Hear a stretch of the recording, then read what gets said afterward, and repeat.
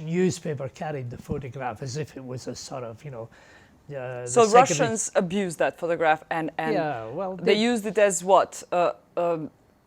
Well, I think to ridicule the Secretary General. Through the archives of this Reporting House project we are doing for the 25th anniversary, I saw footages of you, and one left a particular impression on me in how easygoing you were with the people, because you were in a Poklekut school, meeting children of the Poklekut school, and you had a red nose on you, and you knew that cameras are filming you, this may not look appropriate for a general. You were very into the activity, you were very communicative with the children, not with the camera. You didn't care what the camera was doing.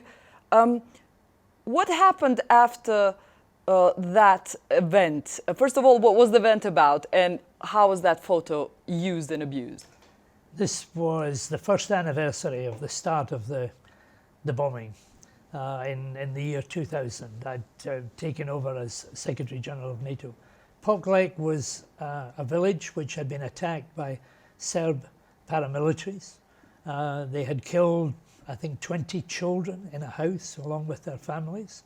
It was an appalling war crime, and we went there to basically honour them on that first anniversary day. But it also happened to be in the UK and I think throughout Europe, Red Nose Day, where Comic Relief raises money and they expect people to go around with the red noses. So the children, who were oblivious to the horror of the past, they were wearing red noses and they wanted the visitors to do it as well. So, you could be somber and serious, and I was, because it was a horrible story that was represented, but at the same time, these little children with a future, and they were immune from the story of the horror. So I thought, you just join in. So General Reinhardt, who was the commander of KFOR, and I both put the on. General Wesley Clark, the Supreme Allied Commander, put the red nose on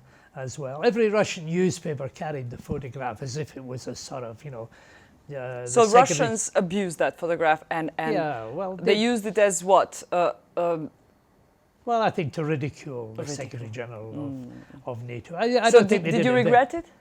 Not at all, not for a moment. It was a connection with the children at a time when this school had been desecrated. I live in a small town in Scotland where there was a school shooting.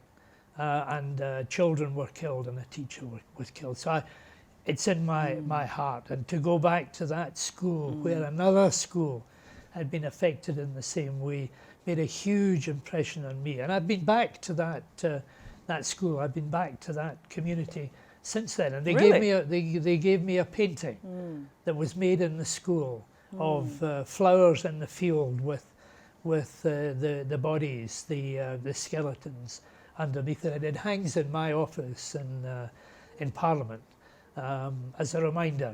I ask people to look at it all the time. So I'm going to mention it when I speak to the parade tomorrow, because it made such an impact on me, both the horror but also the hope.